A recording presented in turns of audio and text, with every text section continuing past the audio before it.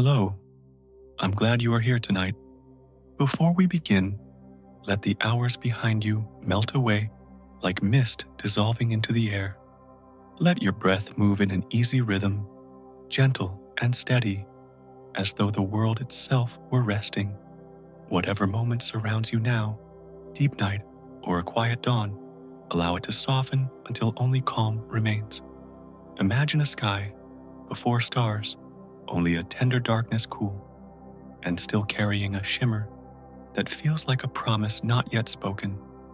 Around you, silence stretches wide, and hidden clouds drift slowly, as if waiting for the first light to rise. Was the universe born from nothing? It is not a sudden spark, but a story that unfolds through stillness itself. A tale of shadow, of quiet, and of light, learning how to appear. What if nothing was never empty at all, but a quiet cradle holding the first hint of everything to come? Perhaps you're listening from a dim corner or near a window touched by night air. Wherever you are, we are here together under the same sky, sharing the same silence.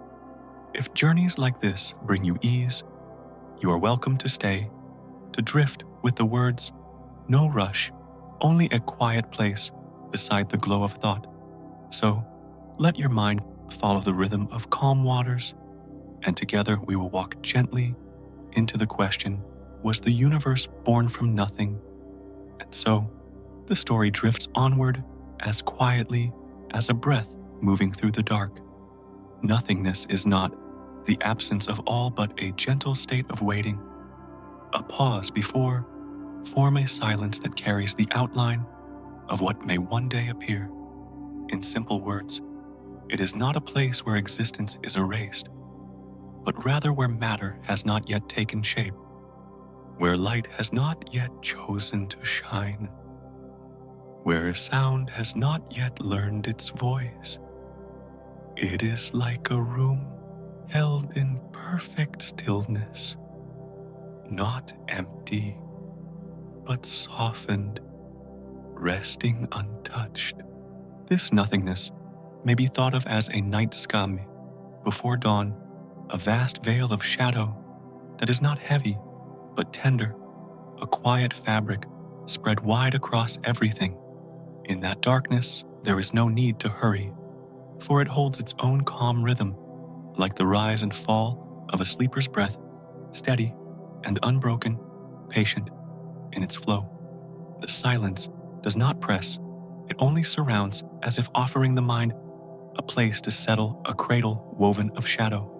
One might call it emptiness, yet even the word carries weight, and so it is lighter to think of it as a pause, like the moment when the tide pulls back before returning, or when a heart rests between its beats. The pause is not barren, it is full of the possibility of what is to come, soft as a seed beneath the soil unseen, but already dreaming of growth. It asks for no effort, no answer, only a quiet listening. The stillness of nothingness has no edges, no walls, no boundaries to hold the mind.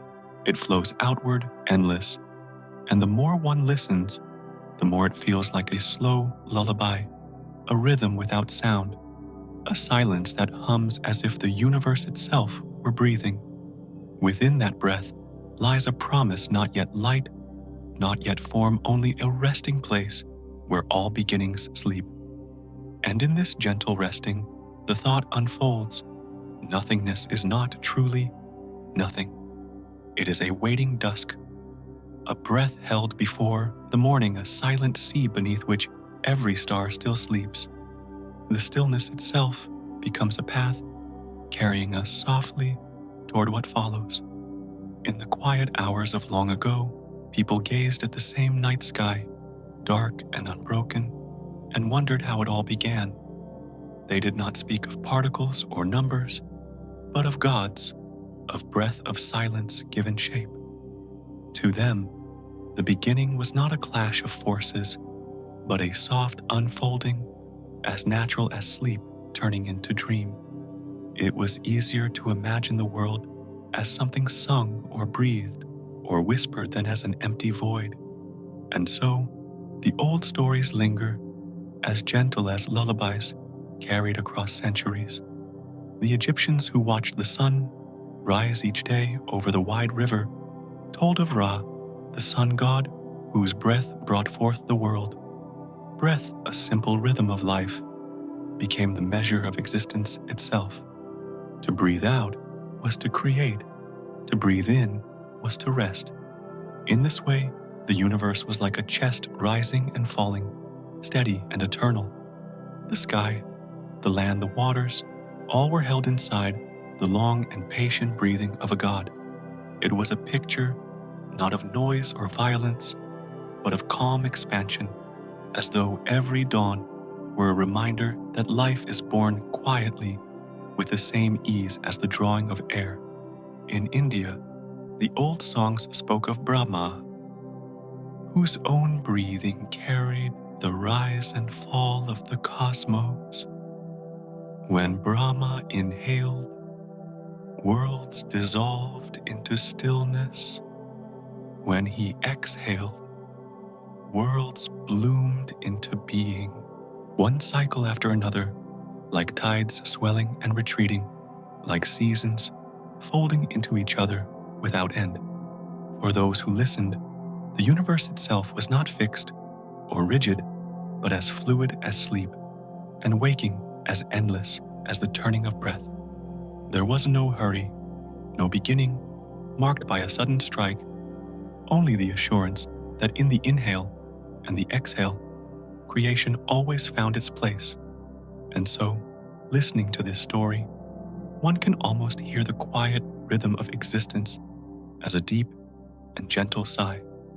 The Greeks too imagined the first moment not as light or form, but as chaos, though the word was not a storm or disorder, but an open gap, a vast space of possibility. It was the yawning dark, a cradle wide enough to hold every shape that would follow. Chaos was like a fertile night, silent, yet waiting, soft, yet endless, carrying in its still folds the promise of all that could be.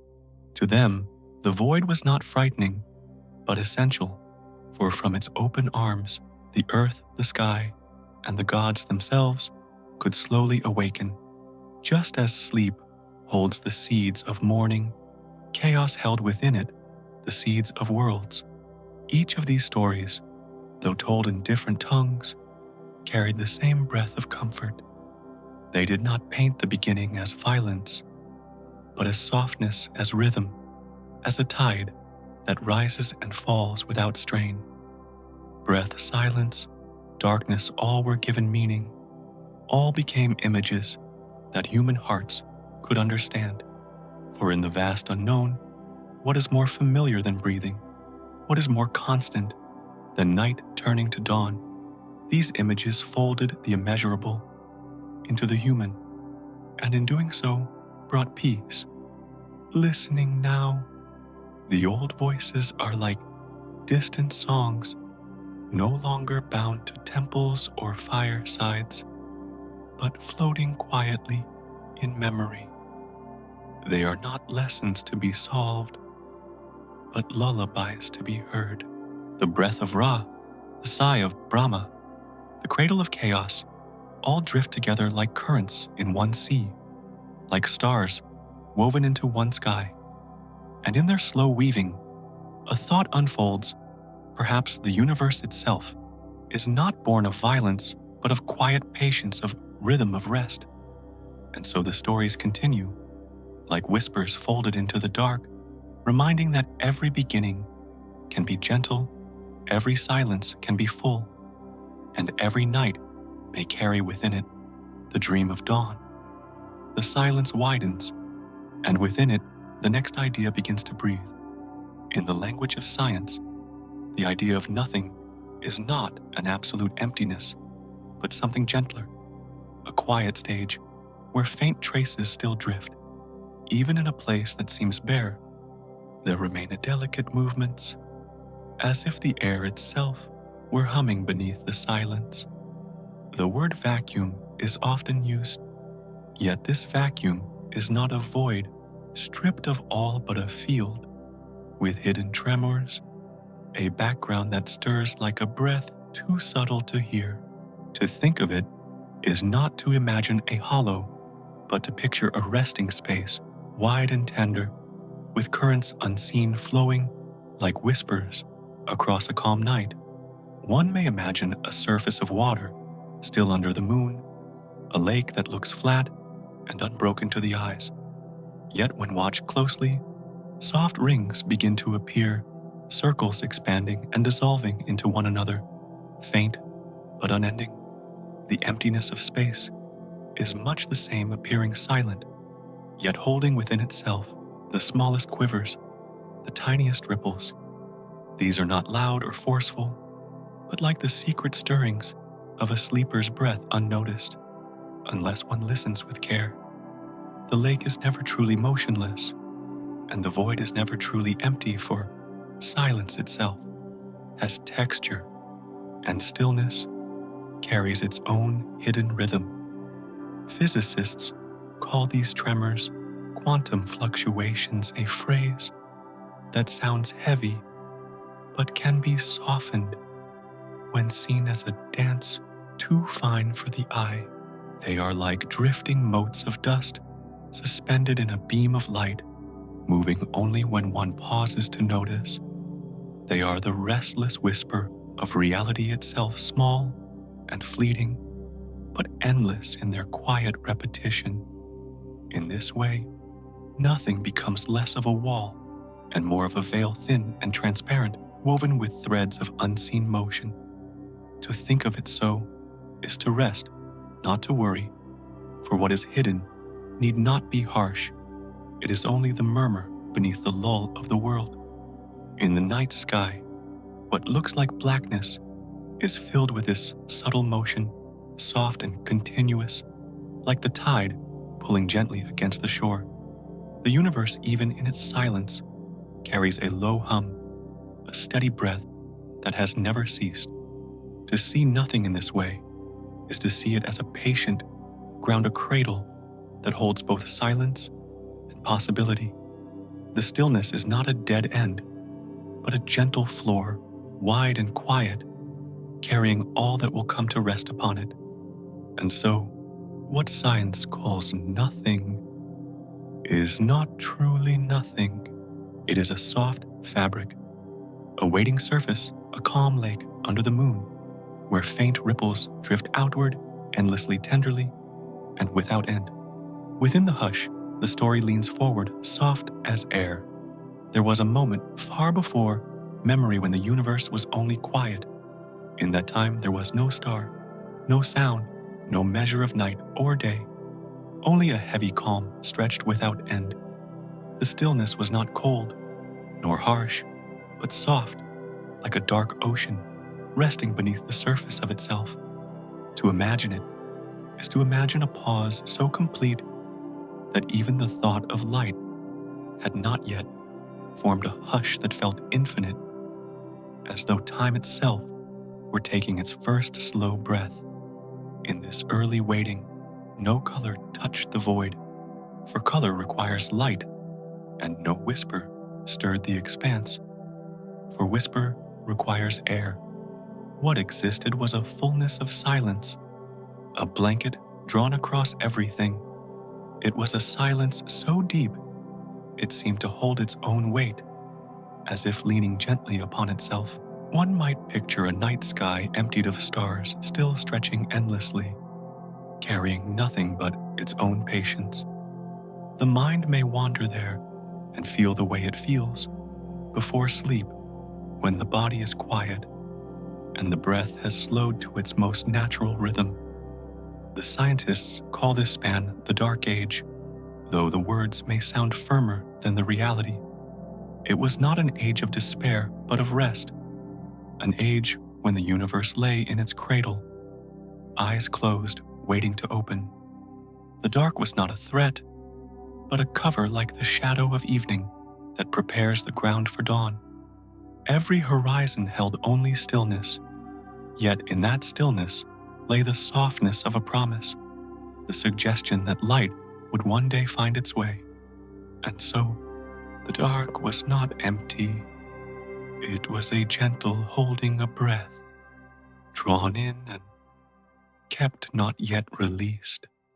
One might imagine standing in that vastness, if standing there were possible, and finding no edges, to touch no walls, to break the view, only an endless spread of quiet that seems to listen to itself. The air, if there had been air, would have felt cool and smooth like stone at night. The silence, if it could be heard, would have been round and steady, as though it carried a pulse too slow for human ears. It was not a silence that ends, but a silence that holds like the calm surface of water before a ripple, like the hush of a room before a child stirs in sleep.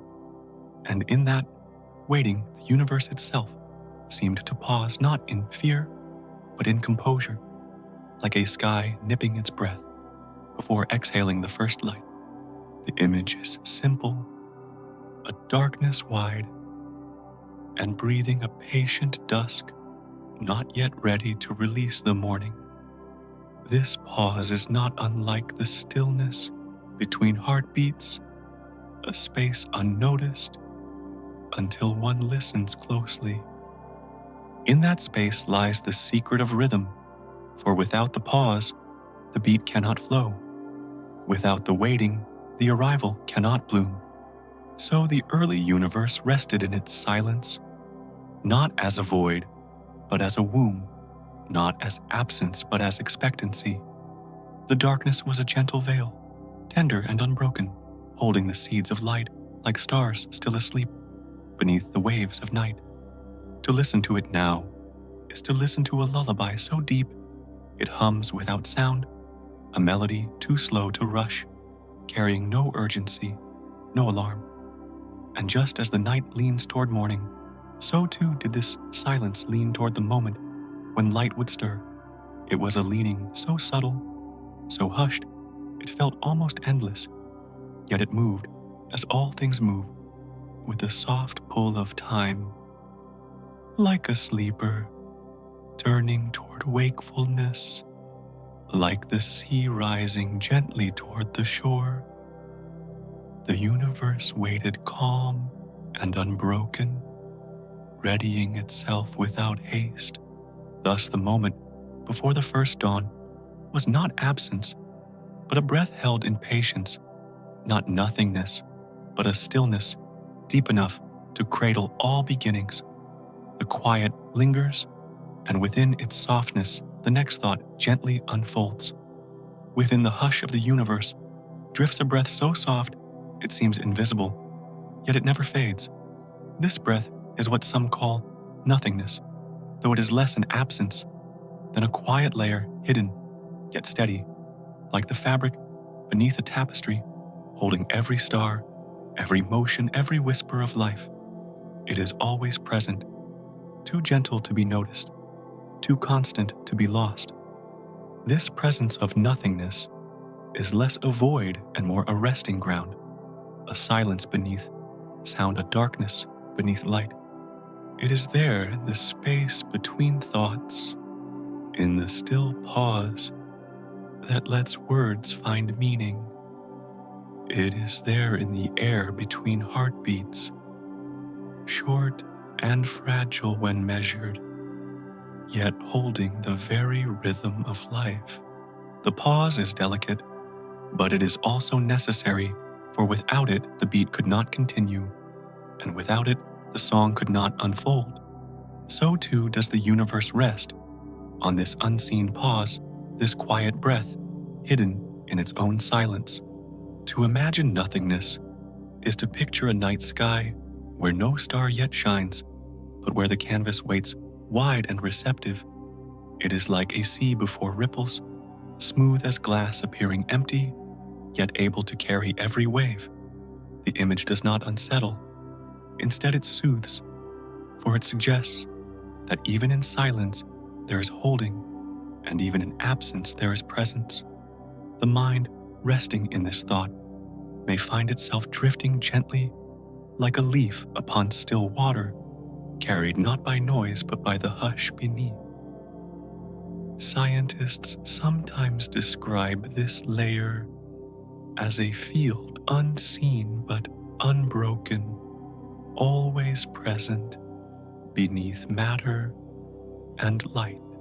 The word may sound firm, but it can be softened into an image, a veil stretched across the universe so fine that it cannot be touched, yet so wide that it covers all.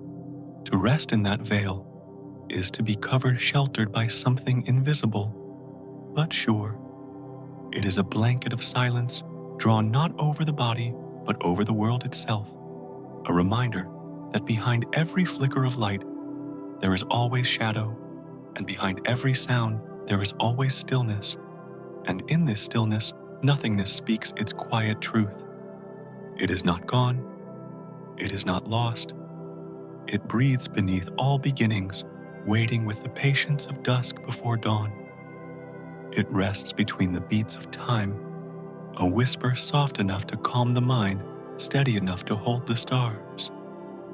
In its presence, the universe continues, and in its whisper, rest is found as though every silence were a cradle, and every pause a lullaby. And from that still pause, the next breath of the universe slowly gathers. The silence that held the universe wide and unbroken begins to lean toward change, not with force, but with the soft inevitability of a breath returning after its pause. There was no clash, no shattering sound, only the quiet suggestion that stillness itself could open. In that subtle turning, something began, not sudden, but natural, like a tide that slowly reaches back toward the shore. The waiting calm did not end abruptly, but stretched and then loosened, as though dusk had decided to give way to dawn. And within this loosening, the first beginning unfolded. What many call the Big Bang is not to be thought of as a bang at all, not a violent breaking of silence, but more like an exhale, long delayed. It was the expansion of space itself, not a single spark tearing the dark, but a breath widening, like air released into night. In that exhale, the universe stretched as though its very fabric were unrolling tenderly, like a sheet drifting outward in the wind. The silence did not vanish, but was carried with the breath turning from stillness into motion, soft, unhurried, yet endless. One might picture this moment as a seed beneath soil, resting in darkness until at last its shell softened and a small crack appeared. It is not noise, it is not drama, it is the beginning of growth, quiet and unseen, yet filled with promise. The seed does not burst apart with fury, it simply opens because opening is its nature. The universe too unfolded in this way, a shell breaking softly in silence, a hidden germination in the cradle of night. The dark soil of nothingness held the seed, and within the pause of ages, the first sprout stretched itself into being. There are old tales that echo this softness. In the stories of China, there was Pangu, the primordial being who slept within the egg of chaos for a time immeasurable. He rested wrapped in the hush of undivided space, and when at last his eyes opened, his breath flowed outward, and the sky rose from the earth as easily as mist rising from a valley. It was not a clash, but a parting, as natural as eyelids lifting after long sleep. Heaven and earth, light and shadow, began to separate with the same quiet rhythm as breath moving in and out. In the calm image of that myth, creation was not a strike, but a sigh, not an explosion, but an unfolding. So too may one imagine the universe's beginning, not a chaos of violence, but a widening calm, a shift in stillness. Space, stretched time, began to move. Matter came to rest into patterns, like threads slowly weaving. It was a release so soft that the metaphor of breathing seems closest, for it was not an instant of noise but a rhythm starting. The breath of the cosmos expanded, and in that exhale lay all futures, folded like hidden notes in a melody not yet played. It was the beginning of a song whose tempo is measured not in moments, but in ages, and whose tone is quiet enough to be mistaken for silence itself. Imagine lying beneath a night sky, dark and vast, and feeling it slowly expand above you, not rushing, not ending, only stretching wider. This is how the universe began, not with fire that deafens, but with breath that lengthens. The stillness of before was not broken, but turned into motion, like a river beginning to flow. Drifting with this thought, the calm of that first movement appears not alarming, but reassuring, as though every beginning is already gentle when seen from within its rhythm.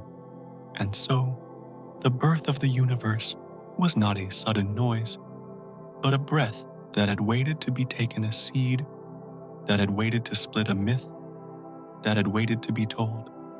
Science and story converge in this softness, each describing the same truth in different language, that creation unfolds as naturally as sleep turning into dream.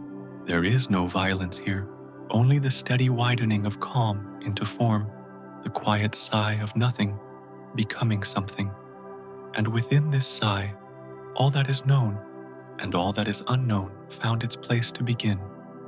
The quiet deepens again, and in its depth the next thought prepares to rise, as though one breath once released leads gently to another. And from that first breath of unfolding, the universe carried within it a promise, something waiting quietly to be revealed. The darkness did not end, but it began to soften, like a long night leaning toward morning. In that endless expanse, light prepared itself, not rushing, not tearing the shadows apart, but arriving slowly with patience as deep as the silence that held it. It was as though the universe itself had taken a breath, and with the next exhale, a glow began to form. When light finally escaped, it was not an explosion, not a sudden blaze, but more like the slow rising of dawn across a still horizon. The photons, those tiny carriers of brightness, drifted outward as if they had been waiting for a door to open. They moved not with force, but with calm persistence, filling the vastness the way morning air fills a quiet room. It was as if the night itself had decided to ease its grip, loosening slowly, releasing its hold to let the first shimmer breathe. One may imagine it as a candle touched to flame in a darkened chamber. At first the flame is small, a flicker against the great weight of shadow, yet the darkness bends gently around it. The room does not vanish. It only becomes less deep, less heavy as the light stretches outward. Each corner receives its touch in time, and though the candle is quiet, its presence changes everything. So too did the universe change. When its first light began to wander outward, the light did not rush. It spread with the same pace as a sunrise unfolding the sky, shifting shade by shade, each one too subtle to name. Darkness gave way, not in defeat, but in balance, sharing its silence with the brightness that came. For in truth, light and dark do not battle. They coexist like inhale and exhale, each necessary, each part of the same rhythm. The universe, in its earliest glow, was not divided. but joined as though both shadow and shimmer had found a way to rest side by side. This gentle illumination carried no urgency. It was the natural next step in a journey that had no haste. Imagine a long night of winter when the air is still and the world is covered in quiet frost.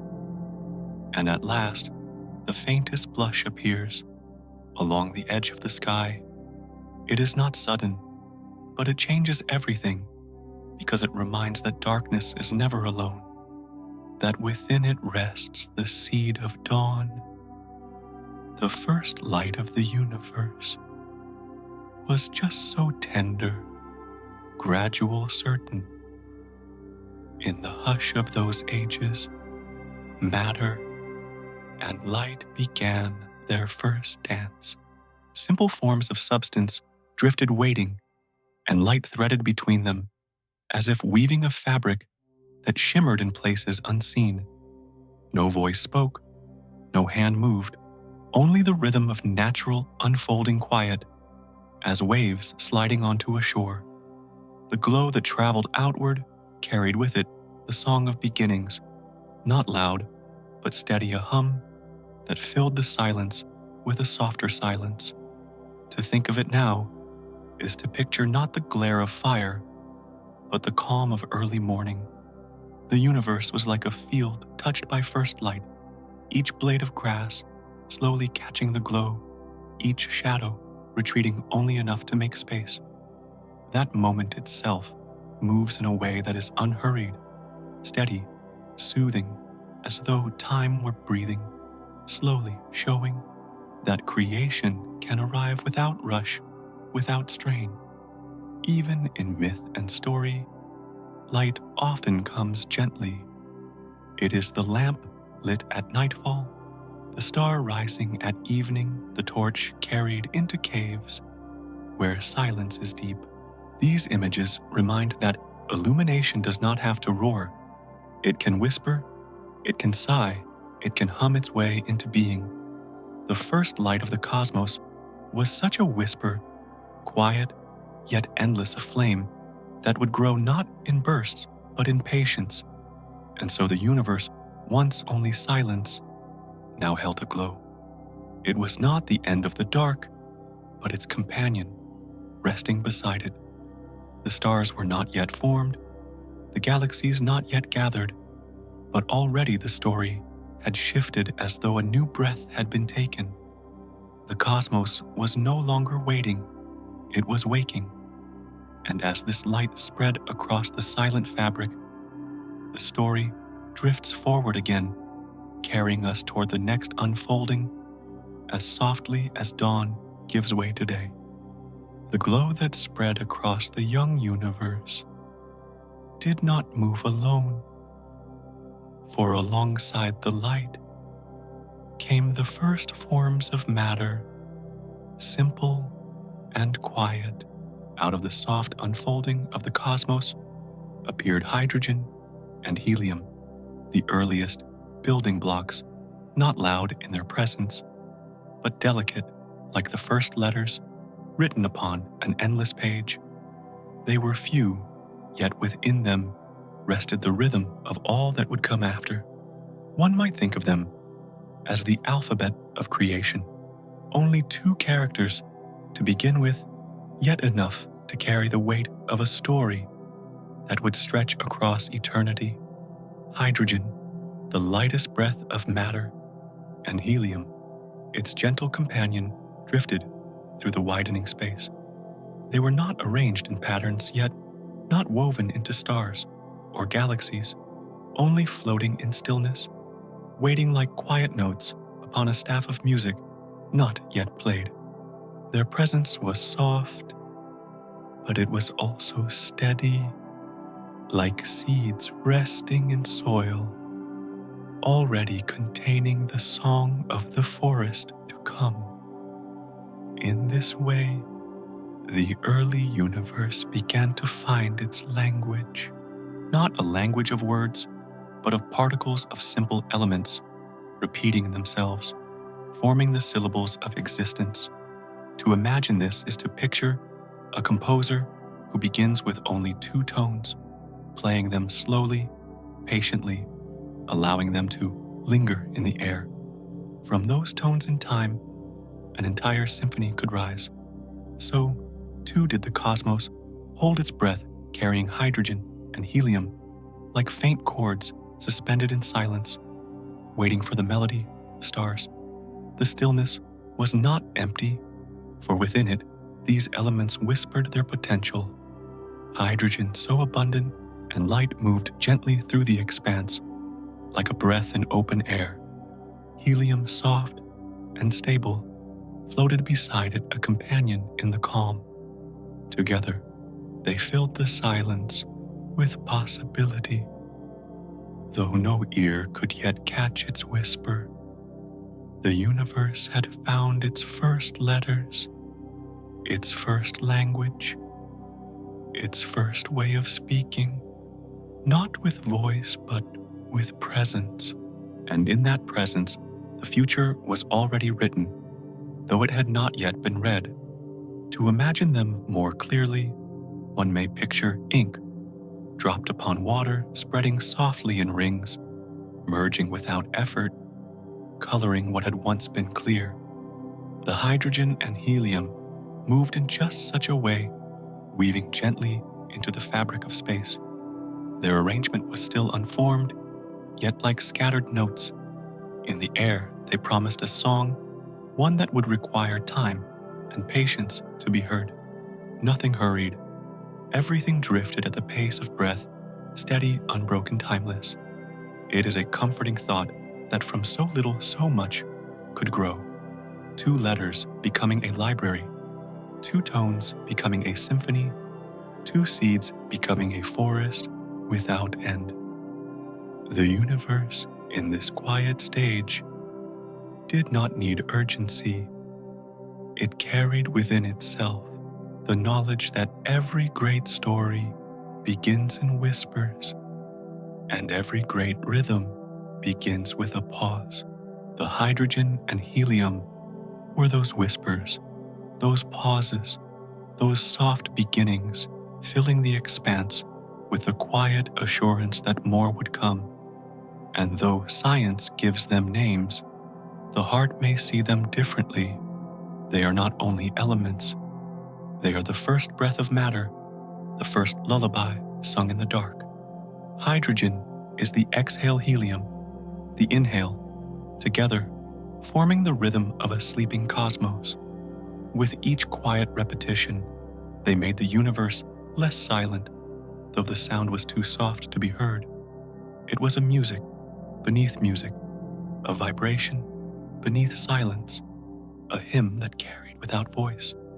So, the language of matter began with only 2 symbols, repeating, expanding, floating.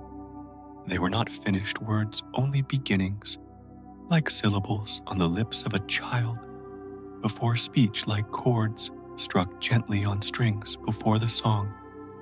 And yet from them everything else would be born: the stars, the galaxies, the planets, the very atoms of life. From their simplicity would rise the endless complexity of creation, all of it hidden here in this first alphabet, this first quiet breath of matter. And as the story drifts on, the thought rests gently. The universe was already speaking softly, patiently, in the only language it knew: hydrogen and helium, the first notes of a lullaby without end. And from the quiet syllables of matter, the story leans onward, as though the next breath were beginning to lengthen. The universe already filled with light, and the first elements did not remain still. It began to stretch, not with haste, but with a calm widening, like a chest rising slowly in sleep. This was not a sudden act, but a rhythm that had already begun unfolding, gently carrying silence with it. The expansion of space was not a tearing, but a drifting apart, smooth and patient. Galaxies that would one day form were not yet gathered, but the fabric that would hold them was already stretching. To imagine this is to picture a vast cloth drawn steadily across a frame, the threads loosening but not breaking the weave, widening yet still whole. No rush was present, no urgency, only the unbroken movement of space extending itself. The stillness was not lost. It simply grew larger, like a room whose walls were gently pushed outward. This stretching of space was more than movement. It was rhythm, slow and steady, like the lengthening of a breath taken deep and then released. With every quiet expansion, the distances grew, yet no sound was made. It was silence turning into space, a lullaby sung, not with notes, but with distance. Just as the tide withdraws softly, making the shore wider without a crash, the universe widened its edges, flowing outward like water moving without hurry. The image of fabric suits this unfolding well. One may imagine a veil so thin it can barely be seen, drawn little by little, so that it smooths itself across a greater distance. In this veil, threads do not snap. They yield, they stretch, they flow. Space itself was such a veil woven from nothing, yet holding everything, spreading without noise, carrying matter and light in its gentle weave. It was less an act of force and more an act of patience, an unhurried movement that filled silence with more silence. Every widening was part of a larger cycle, a breath that did not end in one moment, but continued soft and flowing. Expansion is often described as motion, but here it may be seen as a song, one that grows quieter the more it lengthens. The tempo of this symphony was unmeasurable by ordinary time, for its measures were vast, yet the rhythm remained gentle, as if the universe itself were resting into a deeper state of calm. The thought brings comfort that creation did not arrive in thunder, but in steady flow. The cosmos widened, not like a strike of lightning, but like a day that grows longer toward summer, little by little, unnoticed, until its fullness is felt. Hydrogen and helium drifted within this widening, like faint notes carried across a hall, never lost, only made softer by distance. Light, too, spread more freely, filling the veil of space with its calm presence, all of it part of the same expansion, part of the same quiet music. One might picture the movement as breath once more, for the cosmos seemed to inhale and exhale in ways unseen. The inhale gathered the first elements. The exhale sent them outward again and again, a rhythm so vast that it can only be felt in imagination. To rest in this thought is to see the universe not as rushing forward, but as leaning gently outward, a patient tide that carries all things in its current. The symphony of expansion was not heard, but it was present, filling silence with motion, as tender as air moving through leaves. The story of space widening is a reminder that silence itself can be active. Even when nothing seems to stir, the fabric of reality continues to breathe. The distances continue to stretch. The cloth continues to be drawn. It is not emptiness, but a widening presence, a soft extension of all that is. Like the slow turning of night toward morning, it unfolds without disruption, only with rhythm, only with calm. And so, the universe did not rush. It expanded with the patience of sleep, the length of dreams, the steadiness of breathing. The symphony it played was one of distance woven, without sound, measured not by speed, but by stillness, stretching. In this way, the cosmos continued its gentle unfolding, not in bursts, but in waves of quiet lengthening, as though every thread of space were a note held softly in the air.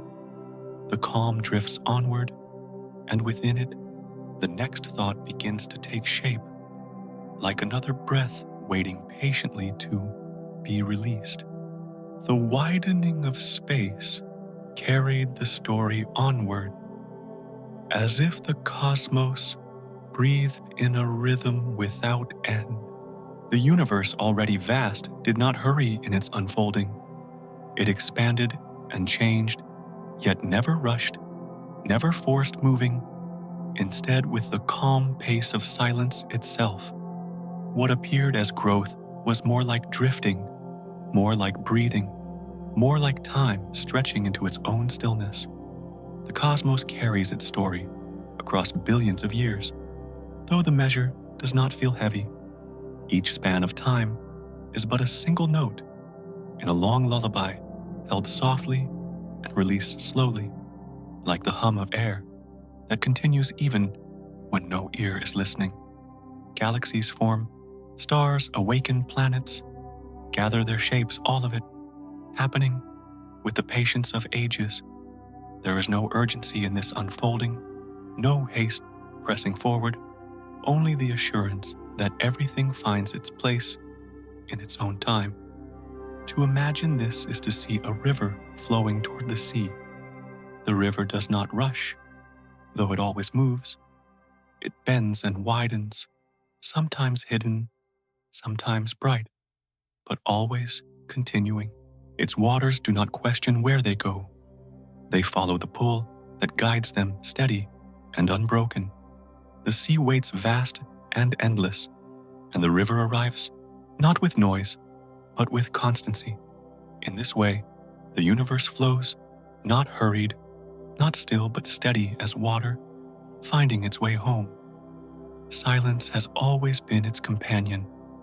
The movements of space are not heard, but felt like a pulse beneath a quiet surface.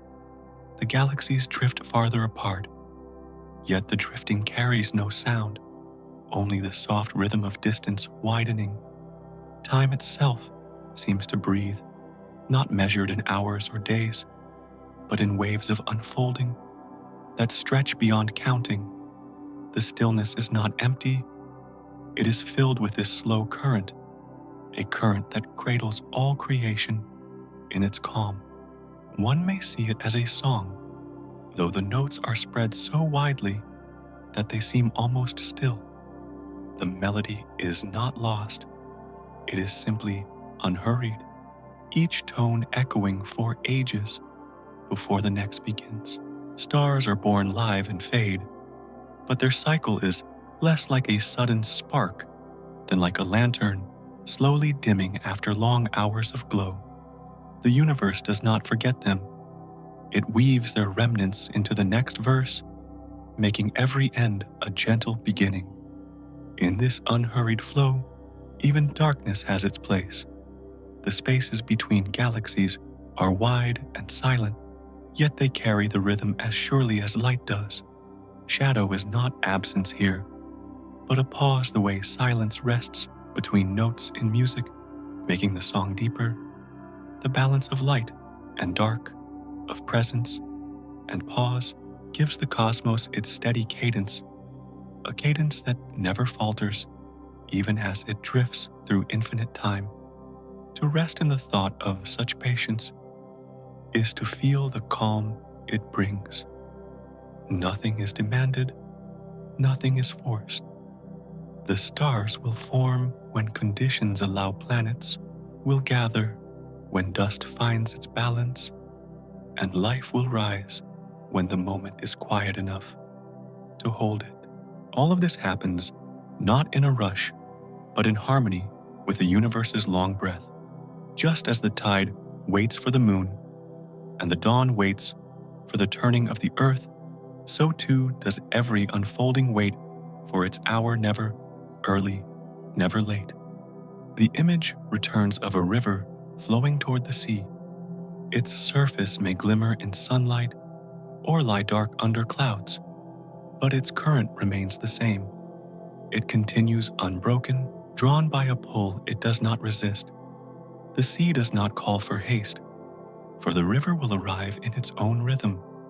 The universe mirrors this truth. for its vastness moves in the same way, unhurried, certain, and endlessly calm. And so, the cosmos carries its story, not in leaps, but in flows, not in noise, but in silence, not in hurry, but in patience. Every star, every galaxy, every breath of matter drifts within this great river of time, moving steadily toward its own sea. The lullaby of creation is long, but its song is soft, and it sings of a universe that never rushes, yet always arrives. And within that song, the story does not close, but leans forward once more, as gently as a breath preparing to be released. And from the widening calm, the story drifts onward, leaning gently into the next breath. In the hush of that early cosmos, clouds of hydrogen and helium began to gather, drawn not by haste, but by the quiet pull of gravity, that subtle attraction that bends space as though it were a fabric folding in on itself. These clouds did not rush to meet, but drifted together as mist does in the valley at dawn, joining little by little, their weight growing until pressure deepened within. The silence was not broken. It only grew heavier, like the air before a candle is lit. In that weight, the first warmth began to stir. The gas, compressed softly through time, found itself kindling at the heart of these clouds. Atoms pressed so close, they began to fuse, hydrogen weaving into helium, releasing energy not with thunder, but with glow. It was the birth of the first stars, and they shone not as explosions, but as hearths, steady and warm in the endless dark. Each star was like a flame, caught in stillness, a single ember rising out of shadow, its radiance quiet, yet unyielding. The night was no longer empty. It had found its first lamps. Picture the image of a fire sparked in the depth of night. The spark is small, but the darkness bends gently around it, softening, loosening as if to make space. The universe, in its long silence, accepted this new glow, in the same way, not rejecting the dark, but folding light into it, creating balance. These first stars were delicate, yet their presence carried the promise of all brightness to come, each one a small hearth in the cold, each one a breath of warmth spreading outward. The ancient Maya once looked upward at this river of stars and imagined it as a serpent, luminous and immense, winding across the sky. To them, the Milky Way was a living presence, a celestial being whose body shimmered with countless flames. In their vision, the universe was not empty at all, but filled with the gentle motion of this shining creature, a reminder that even in silence there is rhythm, even in stillness there is flow. The serpent did not strike. It glided carrying the light of a million hearths along its endless path. In this way, myth and science rest beside one another. The stars born of gathering gas and fusion are the same stars imagined as scales upon the body of the sky serpent. Both speak of patience, both of quiet unfolding. The physics of pressure and energy is softened when seen as the rising of a flame in a great chamber of night, and the myth of the serpent gains a deeper hush when one knows that each scale is a sun, each flicker a hearth born out of silence. These first fires spread their light slowly. Their photons, the carriers of brightness, wandered outward, brushing the vast fabric of space, like soft strokes of paint across an endless canvas. No corner was rushed, no darkness forced to vanish. Instead, the glow drifted patiently, like a tide, spilling outward without hurry. Light and dark moved together, balancing as inhale and exhale, as shadow and shimmer, each holding the other in quiet embrace. The stars themselves breathed in long rhythms. They were not eternal, but in their time they shone steadily, their fusion an endless pulse of warmth. To picture this is to imagine logs placed upon a fire that burns through a long night, each one glowing for hours before yielding its heat to the air. The cosmos was warmed not by a blaze, but by countless such embers scattered through its silence. The lullaby of creation deepened here, for every flicker was a note, every glow a tone woven together into a symphony of light. From these hearths, everything that followed would find its beginning. The heavy elements, carbon, oxygen, iron, were born within the hearts of stars, shaped by their fusion, carried outward by their winds, scattered when they softened into endings. Yet in this moment of first kindling, nothing hurried. It was only the quiet fact of flame resting in darkness, carrying with it the seed of all things yet to come. One may rest in the thought that the universe found warmth in the same way a traveler finds comfort in a fire's glow, not sudden, not violent, but deeply reassuring. The first stars were such fires, placed across the sky, like candles in a vast cathedral, each one illuminating space, without diminishing the silence around it. They were not a departure from calm, but an extension of it, a new rhythm folded into the breath of creation. And as these early hearths glowed, the story leaned forward again, as softly as smoke, rising upward, carrying the thought toward what would follow, unhurried, endless, and serene. From the glow of the first fires, the question rises gently, what is a star? Stars may be described simply as spheres of gas, gathered by gravity and burning softly in their own light.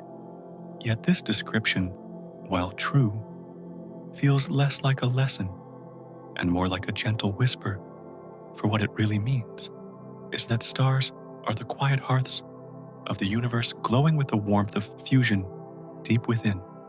The word fusion can sound firm, but softened it becomes the image of hydrogen folding into helium, like two drops of dew merging into one, releasing a glow that drifts outward, filling the dark with radiance.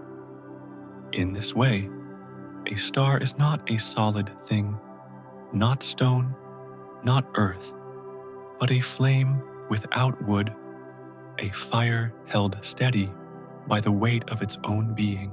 Imagine a great kitchen, vast as the universe itself, where each hearth is kindled, not by hands, but by the natural gathering of gases drawn together by the pull of gravity, that invisible thread that binds all things.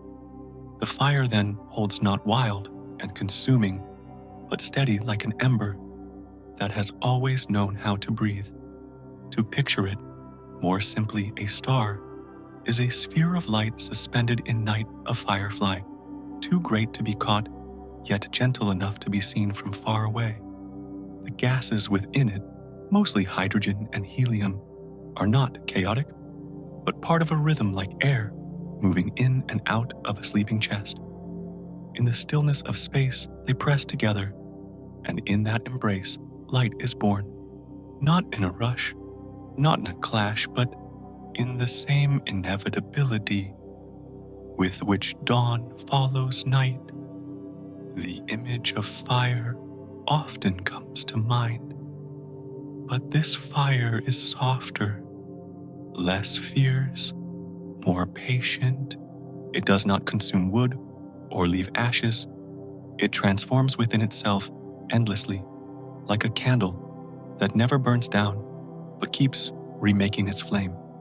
In this sense, stars are like the breaths of the universe, each one a glowing inhale, each one an exhale of light. Their glow travels outward across distances so vast that the measure of them feels more like silence than numbers. And yet, even from that silence, the light arrives a reminder of the hearths that burn far away. Some cultures have imagined the stars as sparks from a divine fire scattered into the sky. Others saw them as eyes watching from above, or as campfires of ancestors resting in the heavens. The Maya spoke of the Milky Way as a shining serpent, a trail of countless stars woven together, curling across the dark like a gentle mark of their gathering. These images, though born of a story, carry a truth, for stars are indeed both science and symbol, both fire and lullaby, both matter and dream. To think of a star as only a ball of gas would be to miss its softness.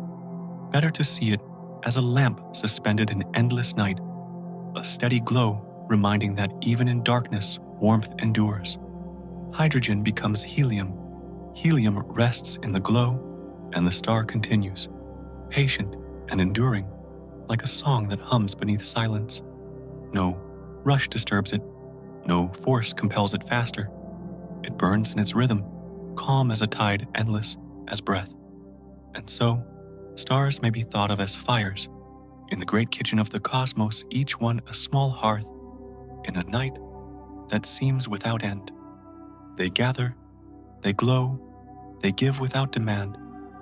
Their presence is a comfort, a reminder that light can exist without hurry, that warmth can live in silence, that the universe carries with it its own quiet embers.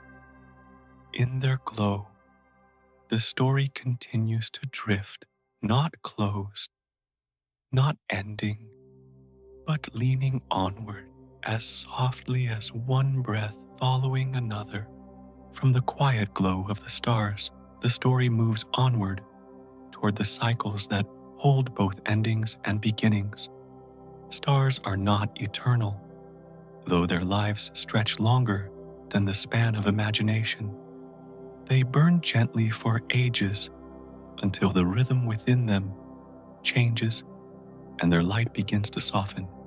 What seems like an ending is less a disappearance than a transformation, like autumn leaves drifting away to make room for spring. A star carries within it the seeds of what will follow, even as its own glow begins to fade. The universe, in its patience, turns endings into openings, just as night quietly turns into day.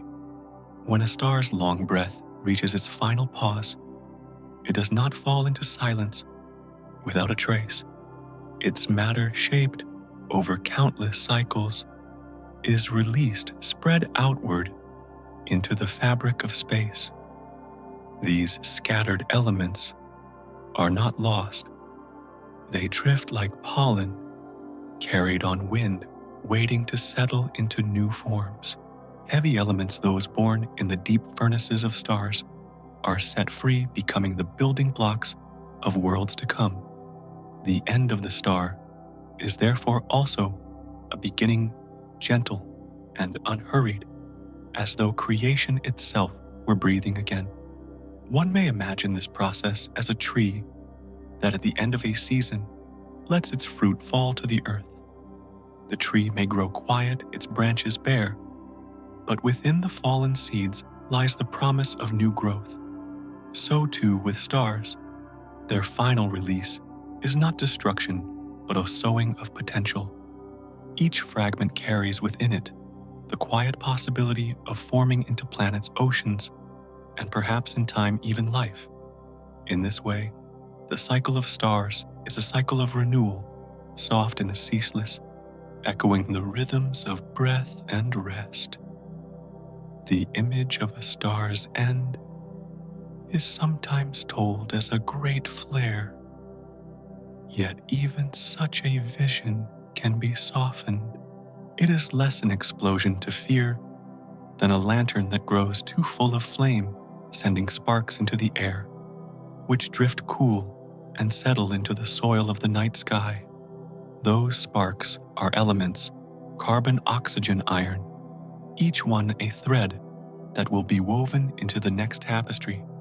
The vastness absorbs them without rush, and in time they gather again as dust forms clouds and clouds form stars once more. It is in this patient recycling that the universe whispers of its continuity. Nothing is wasted, nothing is truly gone. The atoms in distant galaxies may already have passed through many such cycles, changing form again and again, each time finding a new expression. The body of a star may fade, but its essence lingers, stretched across space. Woven into the quiet fabric of creation, one can think of it as a song that never ends, but moves from verse to verse, each phrase fading into the next, each silence holding the shape of future notes. Ancient cultures often saw these rhythms not as endings, but as transformations. The Maya looked at the glowing band of the Milky Way and imagined a vast serpent, luminous and alive, winding its way across the dark sky. To them, the countless stars were scales of a great being, shimmering softly as it moved. This image of the serpent reminds that what appears as countless points of light are in truth connected, joined in a flowing body that curves through time and space. The death of a star in such a vision is simply the serpent shedding its skin, leaving behind what is old so that something new may grow. To rest with this thought is to feel how naturally endings and beginnings blend. The cycle of stars is not abrupt. It is slow, measured, patient, like the flow of a river finding its way to the sea. Matter drifts outward, cools and gathers again each stage, following without strain, without haste. The cosmos breathes in these rhythms, inhaling and exhaling across ages, and in that breath, the story of stars continues. Each generation gives itself to the next, carrying forward the lullaby of creation soft and unbroken. And so the end of a star is not the end of the story. It is the beginning of another chapter, quiet and certain, written in elements that drift like seeds across the fields of space. The universe holds these seeds in silence, letting them rest, letting them wait until the time is right for them to glow again. In this way, the story of stars is the story of cycles endless and calm, a rhythm without conclusion. The calm widens once more, and from the hush of these cycles, the story leans onward as though another breath were preparing to rise. From the slow breath of stars, ending and beginning again, the story drifts onward toward the gathering of countless lights into shapes vast and enduring. As stars formed and released their quiet elements, they did not remain scattered in endless distance. Slowly, gently, the pull of gravity, soft as an unseen hand, drew them together. This gathering was not rushed, not sudden, but like ripples on a lake, finding one another, merging into larger circles that spin and widen. Over ages, unmeasured clusters of stars became families, and families became galaxies, each a swirl of light against the silence of night. A galaxy may be thought of as a great spiral, yet not one that tears through the dark. Instead, it turns with the patience of water caught in a whirlpool, circling and circling, quiet and steady, never hurried. The stars within it shine like sparks, floating on the surface, each moving with its companions, all part of a single motion. Though the distances are vast, the rhythm is gentle, a shared turning that lasts beyond the span of any single star. To imagine this is to picture a pool of still water where a small swirl begins. The swirl grows wider, not by force, but by the natural flow of currents, until it holds everything within its calm rotation. Galaxies move in just such a way, their spirals stretching outward like arms, not grabbing, not tearing, only drifting in long arcs. The light they carry is drawn into patterns that soothe rather than disturb, a choreography of stars turning as one. These galaxies, though immense, are not alone. They drift across space in quiet groups like islands in an ocean that stretches forever. Each island glimmers softly, its shores made of stars, its depths filled with unseen matter that holds it together like roots beneath soil. Between them lies darkness, wide and silent, yet even this darkness carries the current of their motion as though all were part of the same great sea. Ancient eyes looked upward and saw these swirls of light, though they did not know them as galaxies. To some, they were rivers flowing across the heavens, silver streams dividing sky from sky. To others, they were fields of grain sown by unseen hands stretching endlessly across the dome of night. In every story, the galaxies were not abrupt or violent, but gentle in their persistence, steady in their glow. They reminded that creation is not only about beginnings and endings, but about forms gathering into harmony. In the hush of their unfolding galaxies found their own rhythm. Stars within them burned, lived, and faded, yet the galaxy itself endured, holding the memory of countless generations. Each turn of the spiral carried within it the whispers of stars long gone, the light of stars still burning, and the promise of stars yet to be. The galaxy was not one life, but many woven together into a single unbroken flow. One may think of it as a great wheel turning slowly in silence, its spokes made of light, its rim stretched so wide that no end can be seen. This wheel does not rush forward. It simply turns, and in its turning, the universe finds balance. The motion itself is soothing, like a pendulum swaying, like a tide rising and falling, always repeating, always returning. Each galaxy, whether spiral or elliptical round, or stretched, is part of this great wheel, circling in quiet synchrony. To rest in this thought is to feel how calm the universe truly is. Even in its vast gatherings, even in its endless rotations, there is no urgency, only the assurance of patterns repeating over time. Galaxies breathe in silence, inhaling stars into clusters, exhaling them into arms that stretch outward. Their glow spreads across the night, not in haste, but in a rhythm that matches the long breath of creation itself. And so, galaxies became the great homes of stars, the vast cradles in which countless suns and worlds would reside. Their spirals are lullabies written in light. Their rotations are songs without end. They are not rushed into being, nor hurried in their motion. They drift, they turn, they endure. To gaze upon them, even in thought, is to feel the depth of calm that holds the cosmos together, the patience of a current that never breaks. The silence deepens again, and in its depth the story leans forward as though another breath were waiting to unfold, carrying creation from galaxies toward the worlds that will form within them. From the spirals of galaxies turning gently in the dark, the story drifts onward toward a moment when the universe no longer held only scattered sparks, but became filled with a glow spread wide across space. In the beginning, the stars were few, their light like single candles, flickering against vast shadows. Yet over time, more gathered, more ignited, and the dark began to soften.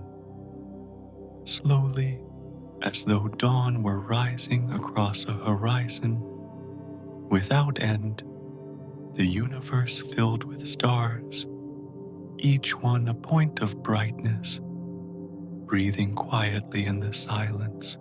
Their glow did not banish the dark, but mingled with it, forming a balance where light and shadow shared the same endless expanse.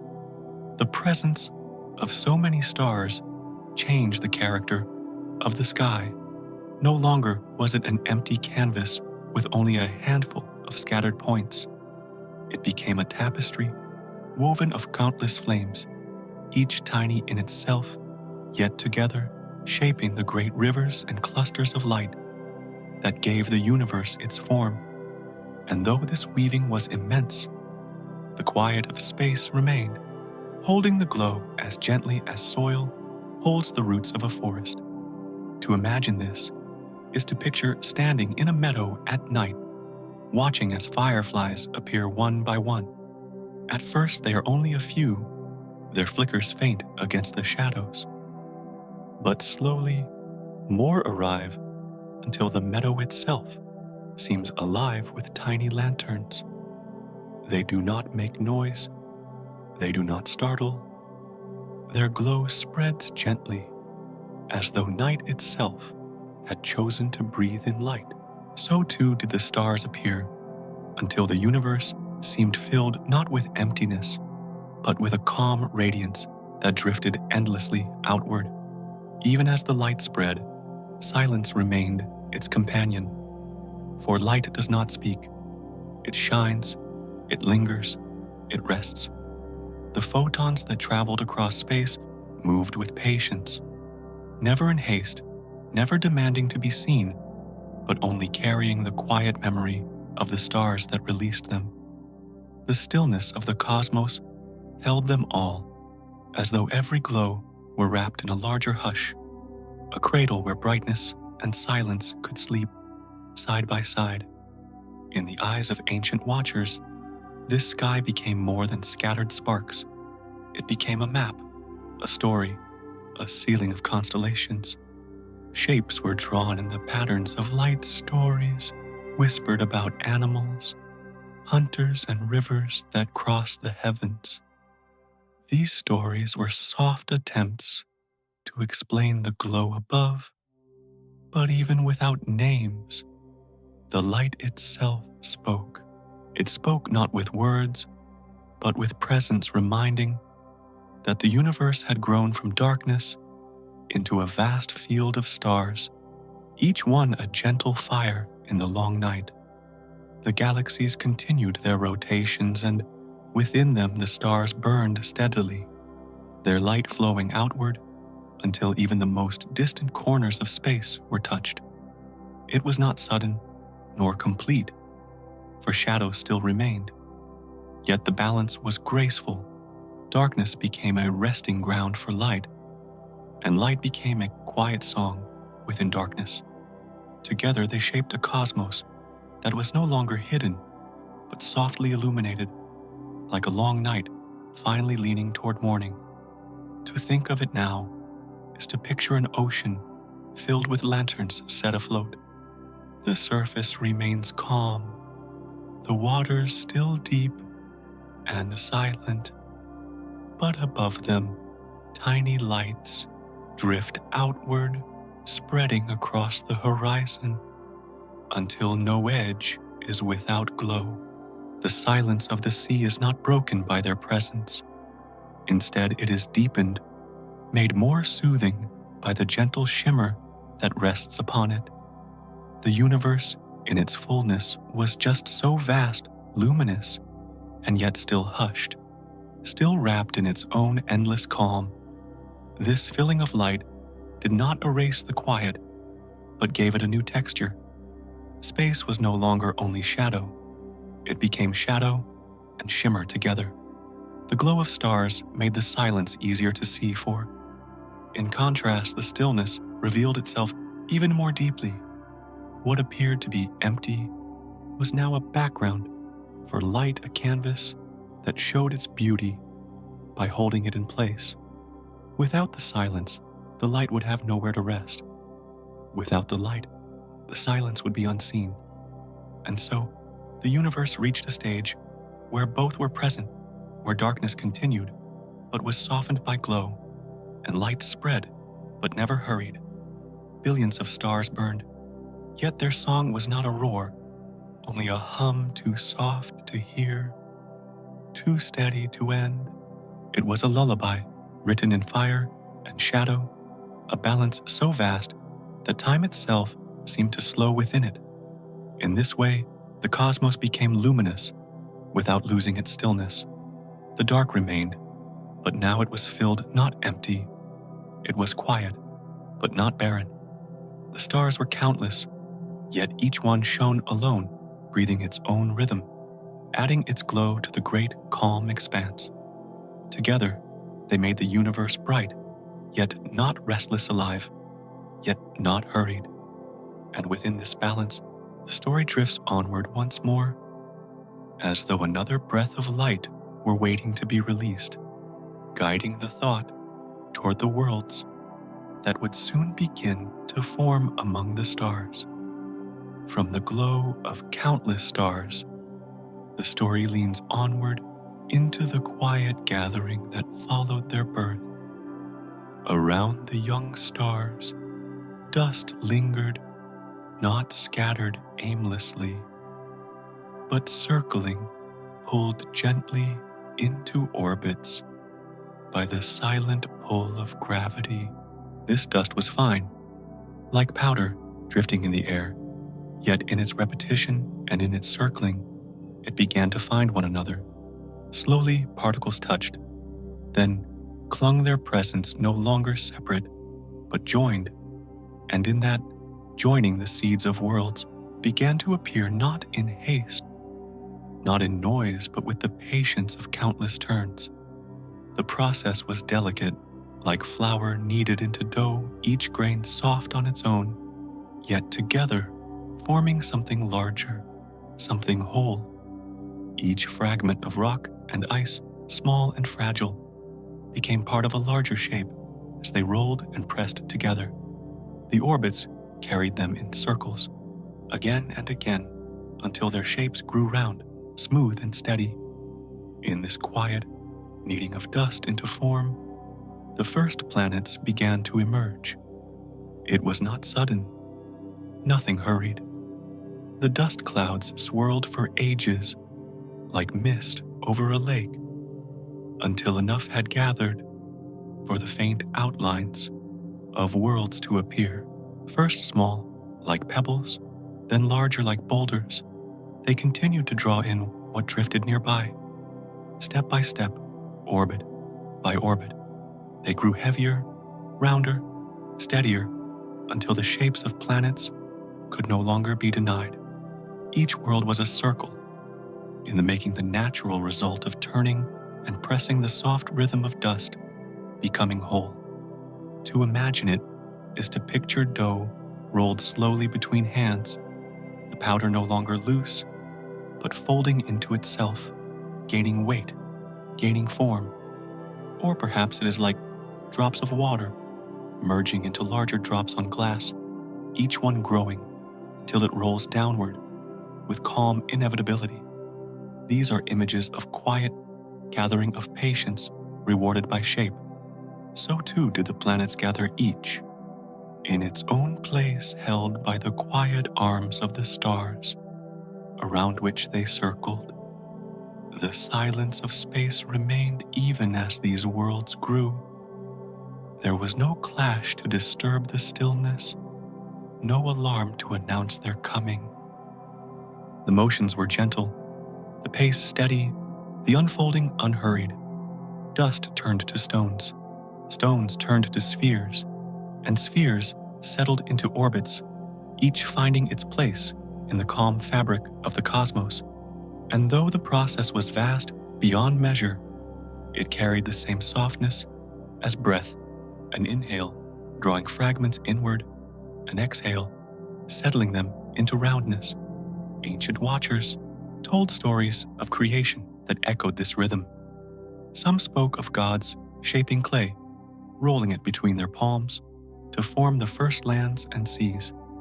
Others pictured the cosmos itself as a potter spinning a wheel, slowly molding circles of matter into vessels for life.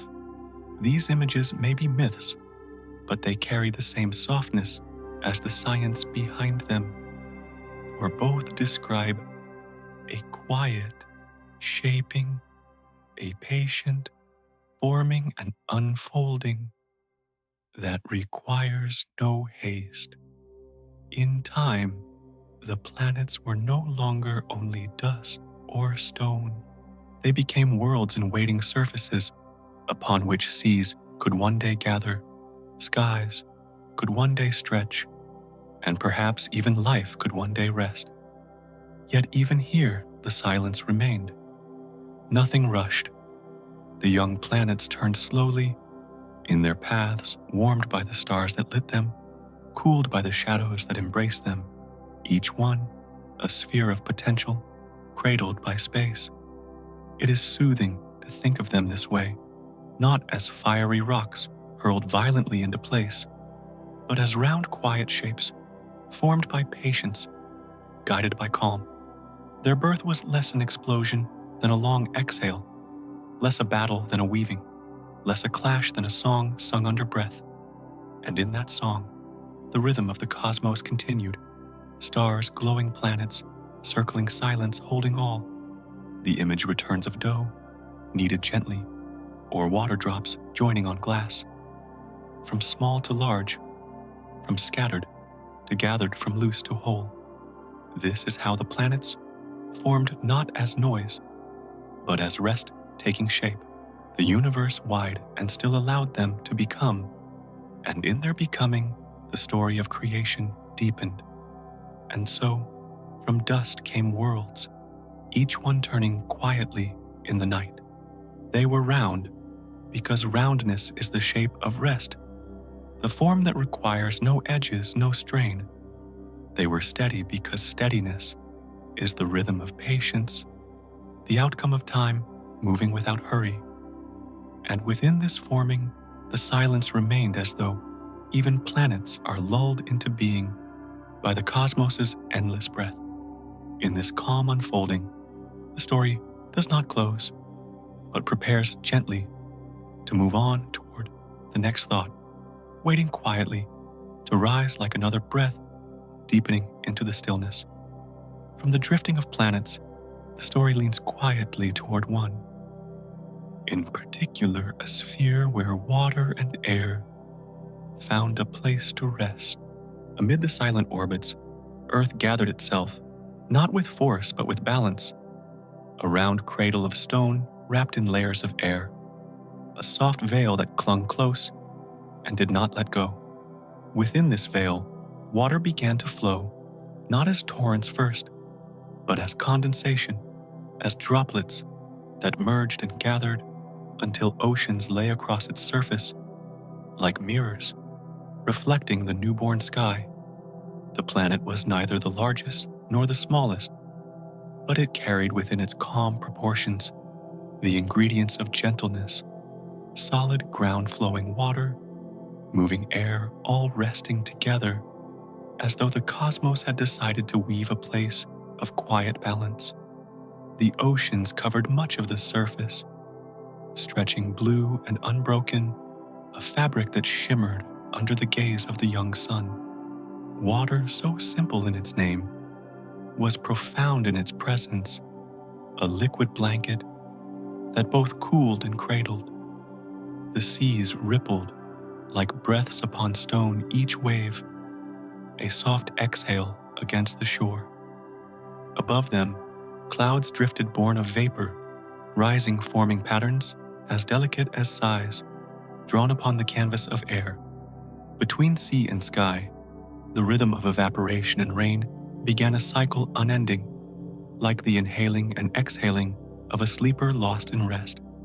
The air itself was a mixture, gases flowing together, invisible, yet essential. Oxygen, nitrogen, carbon dioxide, all were present in quiet balance, each one softened into place by the slow alchemy of time. This atmosphere was more than chemistry. It was a cloak translucent and fragile, yet strong enough to shield, soft enough to let light in. Sunlight filtered through it, gently, not harsh, but softened into warmth, the way dawn's rays slip through mist and scatter across a meadow. This cloak of air was the lullaby of the planet, a constant hum that carried life's possibility long before life itself had arrived. Earth's colors deepened, blue of water, white of clouds, green of future growth. But even then, before forests and creatures, the hues were already serene, as though the planet knew it was a seed waiting to bloom. Mountains rose slowly, the crust of the world folding like fabric pushed gently upward. Valleys sank, collecting rivers that wound their way to the sea, silver threads woven into the larger blue. Volcanoes breathed fire, but even that fire cooled in time, turning into islands where life would one day root. Nothing hurried, nothing pressed. The world shaped itself as slowly as stone erodes, as softly as clay settling underwater. To think of Earth is to think of roundness, softened a globe, turning in silence, its spin steady and unbroken. This turning was its heartbeat, a rhythm so calm it could carry centuries without faltering. Night fell, and day returned, not as interruptions, but as cycles, as natural as breath. The sun warmed its face, the stars soothed its shadow, and together they cradled it in a balance of light and dark warmth and cool presence and pause. Ancient voices later spoke of Earth as a mother, as a cradle, as a living being whose body was soil and whose breath was air. In myths, it was painted as a goddess or a serpent, as a turtle or a tree, each image soft, each one echoing the sense that this sphere was more than stone. Even in those stories, Earth was not fierce, but nurturing, not a battlefield, but a womb. To imagine it this way is to feel its gentleness, its patience, its endless willingness to hold and to give. In truth, Earth was a seed of the cosmos, small against the expanse, but carrying within it the fullness of ocean's air and cycles. Its waters mirrored the stars, its lands waited quietly, its air hummed like a faint song. Nothing needed to be rushed, for the planet itself was the embodiment of waiting, of preparation, of holding the right conditions until the time would come. The small blue seed turned within the arms of space, a jewel not because of its shine, but because of its softness. It was not made precious by rarity, but by balance, the meeting of solid liquid and gas, each one finding its rhythm beside the others. And as it turned, its lullaby continued, the waves rising and falling, the winds circling the air, flowing in and out, a perpetual breath that filled silence with the possibility of life. And so, Earth rested in its orbit, not hurried, not loud, but steady and blue, the quiet seed of all that would follow. Its oceans, its sky, its ground all lay in harmony, waiting like a cradle filled with calm. And within that cradle, the story drifts onward, preparing to speak of what would stir within these waters as naturally as dawn follows night. From the turning of the blue seed, the story drifts gently toward what rested within its waters, as though the oceans themselves had been holding their breath, waiting for the next unfolding. Beneath the wide expanse of sky, the seas stretched deep and dark, yet carrying within their quiet depths a chemistry soft as sleep. Molecules moved in stillness, colliding not with violence, but with the patience of waves meeting the shore. Out of this calm repetition, patterns began to linger, shapes forming that were not yet alive, but carried the whisper of what life might be. The ocean floor was their soil, warm currents, their cradle, and within this silent nursery, the first hints of vitality stirred like seeds, resting in the dark before rain arrives. It was not sudden. It was not loud. Life began in the smallest of gestures, invisible, yet steady, like the faint vibration of a string touched gently by air. Carbon, joined with hydrogen-nitrogen, found oxygen, and from these unions came the first threads of possibility. They did not rush to become, they simply lingered, floating in water that both held and shielded them. To picture this moment is to imagine droplets of dew gathering on a leaf, small and delicate, yet carrying the promise of a forest within their shine. As the cycles of tide and heat continued, these fragile combinations repeated themselves, finding rhythm in the waves. Strands of matter folded into themselves, curling softly as if trying to remember a pattern too ancient to speak. These were the earliest steps toward the long unfolding of biology. Though no eye could see them, no ear could hear. They were like murmurs beneath silence, like the breath of earth itself turning inward. In the patience of water, these whispers deepened until at last the first true cells began to stir. A cell is simple when named, yet within its simplicity lies the depth of oceans. Surrounded by a membrane, it holds inside the essence of organization like a droplet of oil floating in water, distinct yet part of the whole. Within it, molecules moved in circles, repeating like dancers, turning endlessly in quiet rhythm. Energy flowed softly through, carried by reactions that glowed, not with flame but with steadiness. It was not a spark, but a hum, the beginning of a song too slow to be heard. These first cells, fragile, yet persistent, were the earliest forms of life. They floated in the seas, drifting with currents that moved like the slow breathing of the planet. Some found warmth near vents on the ocean floor, where minerals rose like smoke, dissolving in water. Others lingered in shallow pools, where sunlight touched the surface gently. Wherever they were, they did not hurry. They divided slowly, one becoming two, two becoming many, as natural as ripples spreading across a pond after a single drop. The process was neither forced nor rushed. It was simply the nature of life, to extend itself quietly, patiently, with the softness of roots spreading through soil. To think of these beginnings is to imagine a seed beneath earth, wading through cold, until at last rain arrives. The seed does not know when it will sprout, but when the time is right, the shell cracks and a tender shoot rises. So too did life rise within the oceans, not as an army, but as a sprouting small and delicate, yet carrying within it the whole possibility of forests, rivers, creatures, and voices to come. Ancient peoples, gazing at water, often imagined it as the source of life. To them, seas were mothers, rivers were veins, rain was breath.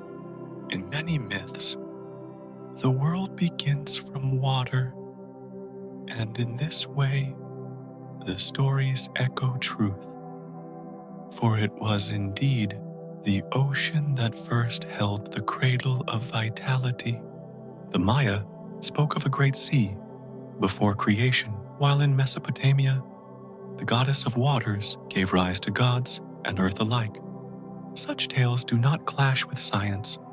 They flow beside it, each one a reminder that life emerges most gently from liquid depths.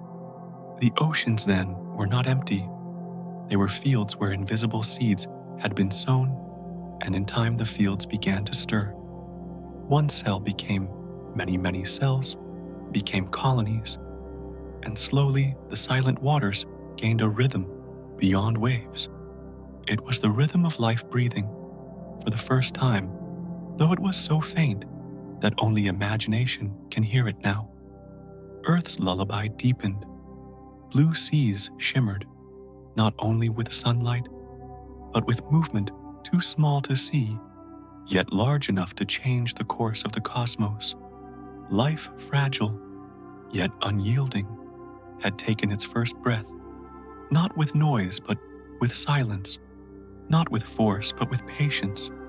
It grew the way dawn grows from night, softly, steadily, inevitably. And from those waters the story drifts onward once again, as though the next chapter waits in the quiet pause between tides.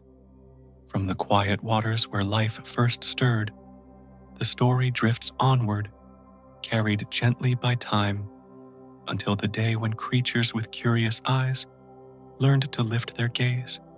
When human beings first walked upon the land, the sky stretched above them as an endless canopy, dark at night and glowing by day.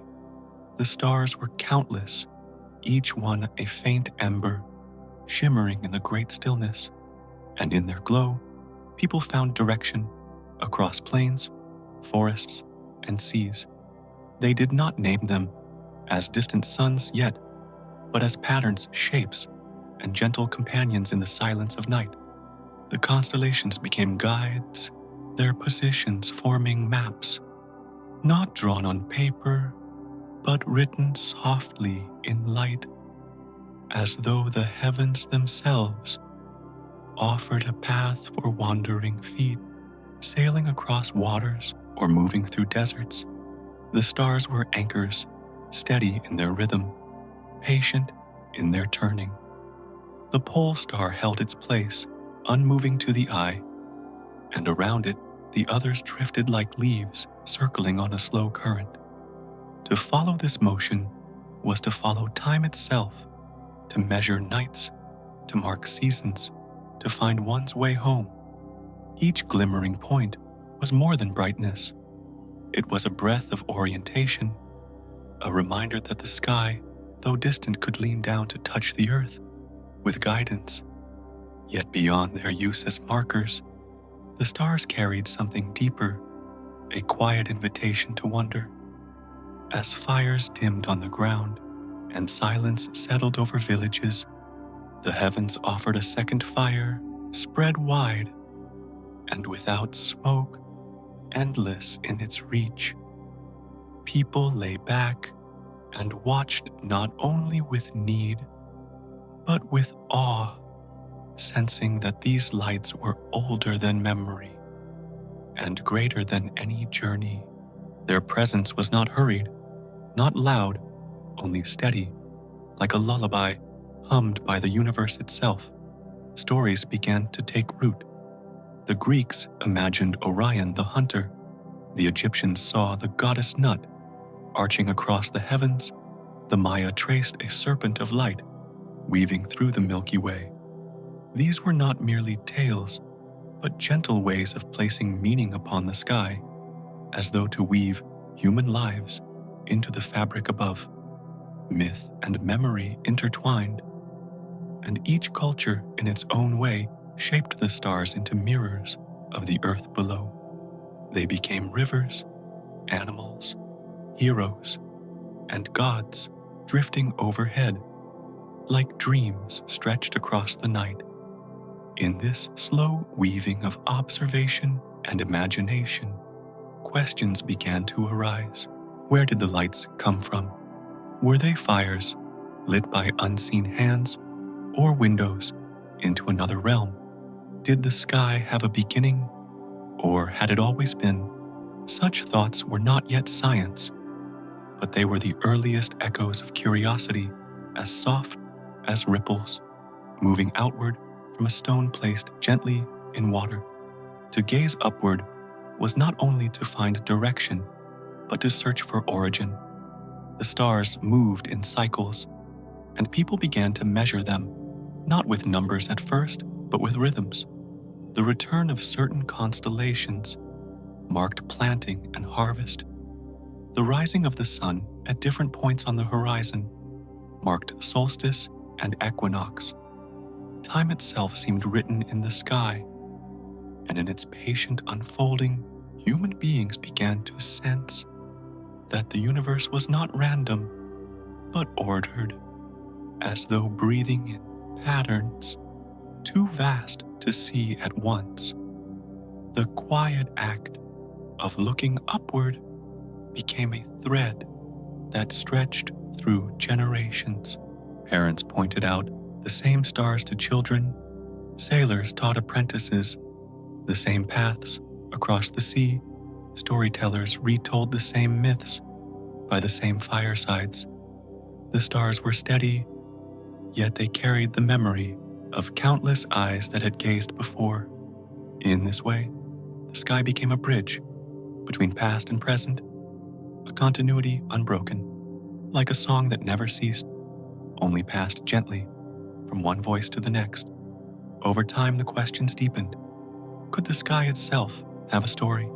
Could the stars be born, live, and fade as living things do? The thought lingered soft, but persistent, as though the heavens whispered of their own history. And though no answers were clear, the asking itself became part of humanity's breath, as steady as the rise and fall of the chest in sleep. To look upward was to rest in wonder, and in that wonder, to feel both small and held like a child, listening to the ocean without needing to understand its depth. And so, human beings did not only walk the earth, they also lived beneath the stars, guided by their light, comforted by their steadiness, inspired by their mystery. In their glow, people found both direction and meaning, both practical maps and gentle dreams. The night sky was not silent to them. It was a companion, a teacher, a quiet mirror of questions, too vast to answer, but too beautiful to ignore. From this gaze, the story continues, leaning forward into the next unfolding, as softly as the stars themselves drift across the endless dark. From the gaze, lifted toward the sky, the thought drifts onward, carried as lightly as air moving between one silence and the next. For a long time, Earth was imagined as the center, a still foundation around which the heavens turned. The sun rose, and set the stars circled patiently, and it seemed as though everything bowed to this single sphere. Yet, in the quiet unfolding of knowledge, it became clear that Earth was not the anchor of all things, but a traveler itself, moving through a vaster rhythm. The realization did not shatter the world. Instead, it softened perspective, showing that even the ground beneath was part of a greater breath.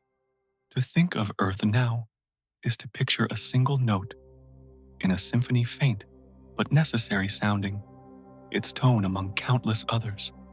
The planet turns with its steady rotation, each day, a breath in each night, a breath out, its orbit around the sun, another longer rhythm, like the rise and fall of a chest in deep sleep. These motions are not hurried nor loud, but woven gently into the larger cadence of the cosmos. In this way, Earth does not command the center, but drifts a small voice in the endless choir of stars. This shift of vision is soothing when seen in its quiet truth. Earth is not diminished by being small. It is comforted by belonging. To float in the vastness is not to be lost, but to be part of a greater stillness, a harmony that requires no single center. Just as a river does not need one drop to define it, the universe does not rest upon one world. Instead, each planet, each star, each grain of dust drifts in its place, steady within the larger unfolding. The thought can be softened into an image, Earth as a breath upon a window in winter visible for a moment, then dissolving back into the air that holds it, or as a ripple spreading outward across a pond, faint yet unending, joining others in quiet circles that overlap and continue. The fragility does not bring alarm, it brings rest, for it reminds that everything is transient, yet everything belongs to the same gentle motion. Science names these motions with simple words: orbit, rotation, gravity. Yet each of these terms may be eased into imagery. Orbit is not only a path, it is a slow dance, a looping rhythm repeated without haste. Rotation is not only turning, it is a lull, like a wheel spinning in water, smooth and unbroken. Gravity is not only pull, it is an embrace, invisible yet constant, a hand that holds without pressure. In this softened language, the science itself becomes a lullaby, explaining without pressing, teaching without weight. Earth's smallness is not a loss, but a gift. To be one world among many is to share in an endless expanse, where stars rise and fade, where galaxies swirl like great spirals of mist, where silence itself stretches wider than imagination. Against such immensity, Earth is a pause, a whisper, a single inhalation of the universe. And yet in that whisper, oceans move, forests breathe, winds circle, and life rests in its cradle. The scale is vast, but the rhythm is the same. The rhythm of breath, steady, unbroken, eternal. The thought settles like dusk falling over a quiet field. The sky above stretches farther than sight, yet within it, Earth carries its place, small but sure. To rest in this image is to feel the peace of being part of something immeasurable. There is no need for dominance, no need for centrality. The planet drifts like a leaf in a great current, carried not by force but by the calm inevitability of motion. And in this realization, the universe feels less like a stage with a single actor and more like a sea of voices, each soft, each steady together, forming a hymn too wide to be sung by one alone. Earth's voice is not loud, but it is clear. It is the sound of rivers, flowing of wind through branches of hearts beating quietly in sleep, a voice among voices, a breath among breaths, a rhythm among rhythms. So Earth is not the center, but a note, a pause, a gentle exhalation in the unending song. Its presence is not diminished by this truth. It is illuminated, for in the vastness, the small can still be precious, the quiet can still be heard, and the fleeting can still be eternal when woven into the whole. And as this thought drifts outward, it carries with it the calm reminder the universe does not rush, and neither does Earth. Both move together, patient and unhurried, each breath flowing into the next, each silence deepening into another. The silence lingers, and within its depth, the story leans gently onward, as though the next breath of the cosmos is preparing to unfold. From the quiet thought of Earth's small place, the story continues widening once again, like air slowly filling the chest. The universe is not still, though its movement is not hurried.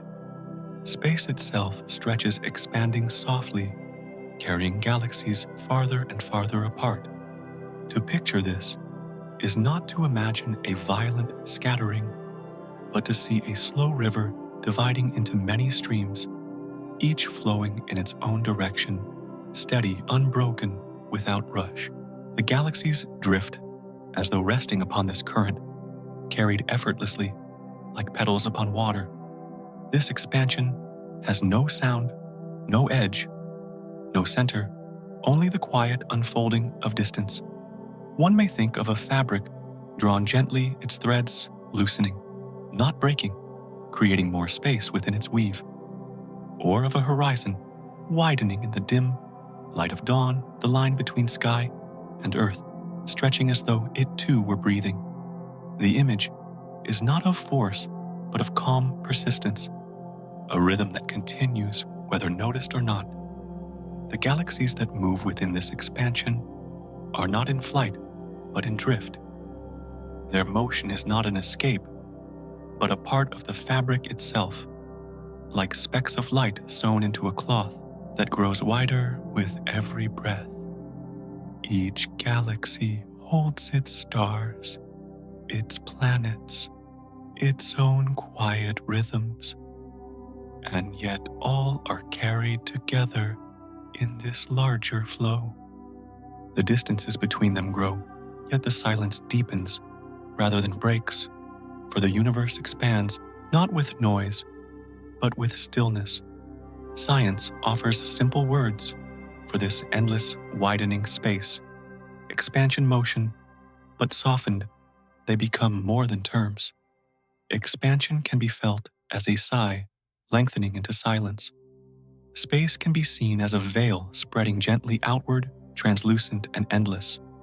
Motion can be imagined as drifting clouds, slow and patient, never hurried, yet always changing. With these images, the thought becomes less of an explanation and more of a lull, easing the mind into the rhythm of the cosmos. To rest in this vision is to see galaxies like lanterns glowing faintly, carried apart by a breeze too wide to be felt. The lanterns do not resist. They float easily, their light steady, even as the space between them grows. In this way, the expansion feels not like separation, but like breathing room, the vastness making space for stillness itself. The darkness between the lights deepens, but it is not empty. It is the quiet stage, upon which light continues to shine. The flow of this expansion carries comfort, for in its endlessness there is patience, and in its patience there is calm. No star hurries, no galaxy strains. All are simply part of a widening that began long ago and has never ceased. It is like the river that moves always toward the sea, yet does so without rush, folding its current around stones and banks, flowing without end. So too does the universe carry its galaxies, drifting them apart in a rhythm both invisible and eternal. The thought of such a river softens the heart. To imagine countless galaxies as boats upon its surface is to feel their journey not as loss, but as belonging. Each boat drifts, yet all remain within the same water, the same current, the same flow. Distance does not end connection. It becomes part of the song. The space between galaxies is not silence, but pause, not absence, but rest, the way the quiet between breaths allows the next breath to come.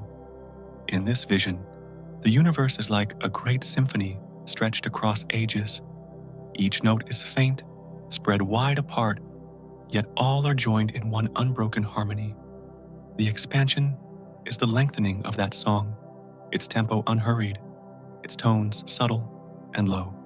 No ear can hear the full music, but the rhythm continues steady as the flow of time, soft as the hum beneath silence. The calm of expansion lies in its constancy. It does not begin and end like a shout. It continues like a murmur, always present, always widening, as though space itself were a breath drawn without end. Galaxies drift farther away, yet the drifting feels less like leaving and more like unfolding, as if the universe is simply giving itself more room to breathe. And so, the image rests, galaxies drifting apart like petals on a river, carried by a current unseen yet unbroken, flowing without pause, without hurry, without end. The river widens, the petals drift, the silence deepens, and still the motion continues soft as breath, long as time. The silence stretches again, and within it, the story prepares to move onward as though another quiet rhythm is waiting to be heard. From the widening river of galaxies, the story drifts inward once more toward the quiet fate of the stars that shine within them. A star, though radiant for ages, is not eternal. Its light is a long breath, drawn slowly, released gently, until at last the rhythm falters and begins to fade. This ending is not sudden, not harsh, but more like a sigh carried across endless time. A quiet surrender after a lifetime of glowing. The brilliance that once reached across space softens, dims, and folds into shadow, leaving behind the silence from which it first rose. To imagine this moment is to picture a lamp in a darkened room, its flame burning steadily through the night until the oil is gone and the light grows faint. There is no violent extinguishing, only a steady waning, like dusk descending after a long day. The glow that once warmed the space remains for a while, lingering in memory before giving way fully to stillness. The star, like the lamp, does not end in emptiness, but in a pause that carries the memory of its light. In the language of science, this fading comes when fuel, the very breath of the star, is spent. Yet the word fuel need not feel mechanical. It may be softened into the thought of breath itself, each inhale and exhale stretched across millions of years. When the breath is finally drawn to its close, the star sighs into rest. This rest may take many forms, some small, some vast, but each one is part of the same long rhythm, the life of a star, as one deep inhale, and its ending as one patient exhale. Some stars, gentle in size, shrink quietly into white dwarfs, faint embers glowing softly against the night. Others, heavier and older, swell outward before releasing themselves, scattering elements like seeds cast into the dark. Even the word explosion can be softened here, imagined not as thunder, but as a flower releasing its petals, a slow dispersal of what was once held tight. The darkness that follows is not barren, for within it rest the gifts of the star, the heavier elements that will one day shape planets, oceans, and life itself. It is comforting to think that in every ending there is continuation. The iron in stones, the oxygen in air, the carbon in every living form, all were once part of stars that sighed into stillness long ago.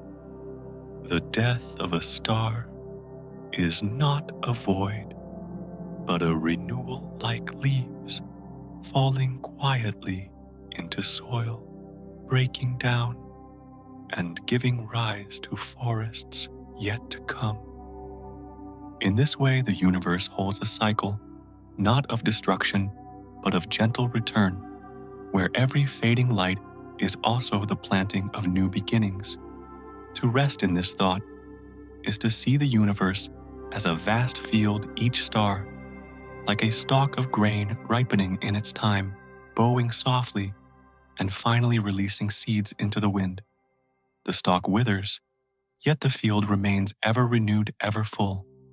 The cosmos, too, renews itself in this way, turning the sigh of one star into the breath of many more. In myth and memory, people have long imagined the fading of stars, not as loss, but as passage. Some cultures saw the dying star as a traveler slipping beneath the horizon to rise again elsewhere. Others pictured the end of a star as the eye of the night, closing only to open in another dawn.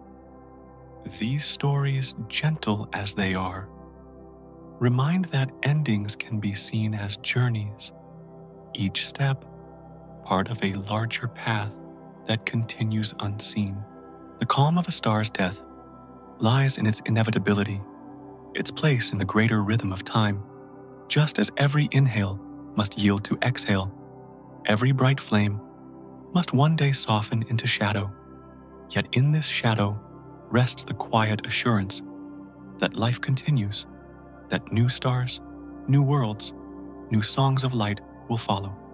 The universe holds both the breath and the sigh, both the glow and the dimming, as equal parts of its endless lullaby. So the image settles a star, fading like a breath, released its light softening into the fabric of night, its gifts drifting outward like seeds in the wind. The silence that follows is not heavy, but tender, like the pause between heartbeats that allows the next to come. In this way, even the faraway death of stars becomes part of the gentle rhythm that carries the cosmos forward, unhurried, unbroken, without end. And from this sigh of starlight, the story flows onward again, as though another breath were waiting to rise in the stillness. From the fading sigh of stars, the story drifts onward, as though time itself were exhaling into a deeper stillness. The universe, once filled with the warmth countless suns, begins to cool. Not in alarm, not in urgency, but with the patience of a long night settling over a valley. The glow that once pulsed brightly softens, stretching thin, until it feels like a blanket of quiet cold unfurling across infinity. This cooling is not sudden, but gradual, as though each breath of heat drifts outward, dissolving gently into the endless dark.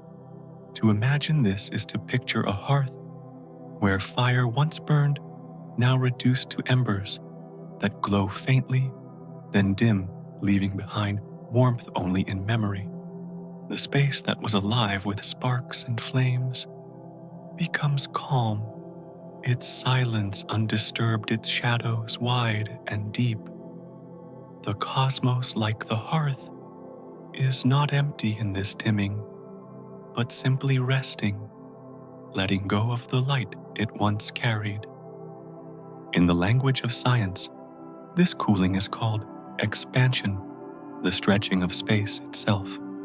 Yet expansion here can be softened into the thought of a river, widening its waters, growing more still as they spread. As galaxies drift farther apart, their light thins until even the brightest becomes like a lantern seen from an immeasurable distance, glowing faintly against an ever-deepening sky. The cold that follows is not harsh, but gentle like the cool of night after the heat of day, a relief that carries its own kind of calm. And in this calm, silence grows. Not a silence that feels empty, but one that feels like rest, like the pause between two breaths. The great arcs of creation, from the birth of stars to the rising of worlds, ease into this stillness as though lulled into slumber by the very space that first gave them form. The universe in cooling is not lost. It is only folding itself into a slower rhythm, a rhythm too long to be measured, too soft to be broken. One may imagine the galaxies as leaves upon a pond, drifting farther apart as the ripples beneath them fade. Each leaf still floats, yet the waters stretch wider, calmer, cooler. The pond, once full of movement, now lies almost motionless, holding its leaves in gentle stillness beneath a pale moon. So too does the universe hold its galaxies, spreading them out upon the quiet waters of space. As light thins, shadows deepen, but these shadows are not fearful.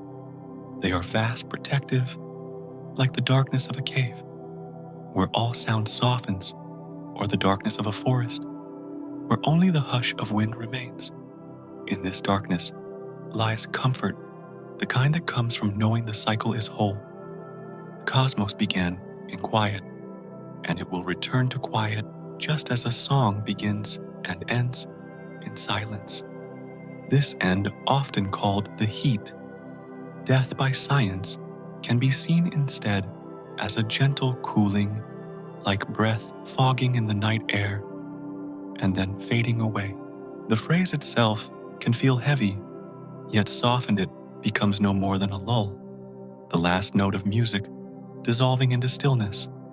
The universe, like a body, after long exertion, relaxes fully, muscles unwinding, breath slowing warmth, drifting away until only peace remains. And though stars no longer burn and planets no longer turn, the memory of their rhythms will linger in the deep fabric of space, just as waves leave their patterns upon the sand. Long after the tide recedes, the universe will hold the quiet imprint of its long unfolding. Those patterns unseen will rest forever, like faint dreams that once stirred the sleeper before surrendering to rest. So, the image grows soft, a cosmos wrapped in a cool, vast blanket, no longer bright with suns, but not bereft. The blanket is wide, endless calm, like snow stretching over a silent plain, like frost covering the last of autumn's leaves. It is not an ending in fear, but a return to the quiet that was present before the first light ever stirred. And in this return, there is completion.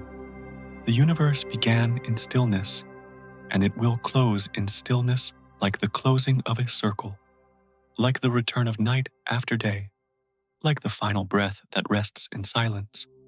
No noise, no alarm, only the gentle settling of all things into the calm they were always moving toward. From the first spark to the last hush, the cosmos is but one long breath, drawn in with light, released with shadow, and finally folded back into the infinite dark.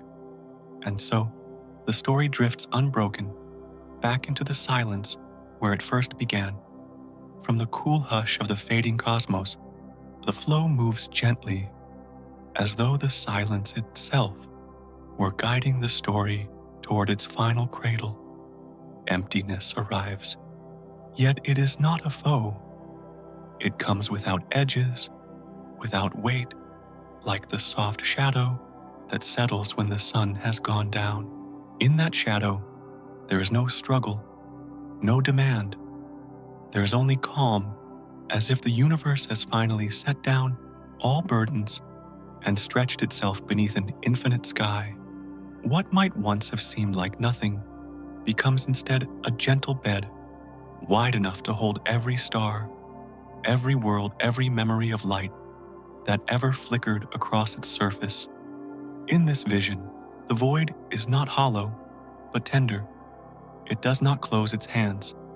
It opens them like a mother opening her arms, like a river widening to carry all things toward the sea. Darkness here is not harsh, but soothing, a cool veil that lowers softly, bringing rest to the long journey of galaxies and suns. The hush that spreads across space is not an ending, but a lull, the kind that gathers every rhythm into one final breath and then holds it steady, unbroken. To breathe with this silence is to feel its rhythm slow and steady, like the rise and fall of waves that never hurry, like the pulse of tides moving beneath the moon. Each moment becomes stretched, softened until it no longer carries urgency, only the sweetness of drifting. Just as leaves are carried downstream, without effort, the cosmos drifts into the arms of the void, not resisting, not clinging, only surrendering to the natural flow. In the language of thought, emptiness might be called vacuum, the space without matter, without form. Yet softened it becomes the cradle of all, a vast cushion in which light rests after burning, in which sound dissolves after echoing. It is the background that has always been there, patient and still waiting for creation to tire, waiting to hold it once more in quiet embrace. One could think of it as the deep night sky itself, always present even when the stars burn brightly across its surface. And so, the quiet expands, not loud, not heavy, only soft like mist, spreading across a meadow or snow falling across an endless field. The whole of the universe is wrapped in it, not abandoned, but cared for, not silenced, but hushed into calm. The journey that began with sparks and fire now ends in cool stillness, as though the first cry of creation has finally exhaled into rest. The image may drift into that of a seed, returning to soil, closing its cycle, not in loss but in renewal. What once blazed brightly now lies still like petals, closing at dusk, like the sea smoothing after the storm has passed. The stillness that follows is wide, forgiving, eternal, without edges or fear. It feels like the very breath of time slowing, resting, pausing within itself. And in this pause, there is peace. The emptiness holds all things as gently as sleep holds, the body cradling it in darkness, easing every tension, softening every sound. There is no struggle to remain, no effort to continue. There is only the long drift into quiet, where every beginning and every end folds together, like two shores meeting beneath the tide. Thus the void becomes the final lullaby, not sung with words, but with silence itself. A silence that is not empty, but full of rest, full of gentleness, full of the memory of light dissolving into shade. The vastness of space becomes soft as a sigh, and time itself curls into its cradle, breathing slower, breathing fainter, until breath becomes indistinguishable from stillness, and the cycle is whole, from nothing to light to form and back again. Every motion returns, every sound dissolves, every rhythm folds into the dark. It is not a loss, it is a return, like sleep after wakefulness, like night after day, like the long exhale that follows a final inhale. So, emptiness, once thought of as absence, becomes presence, the presence of calm, of release, of endless quiet. It is the last gift of the cosmos to itself, to lie down in stillness, to be wrapped in cool shadow, to rest without end. And from this cradle of nothing, the universe hums its last lull, soft as a whisper, deep as a breath.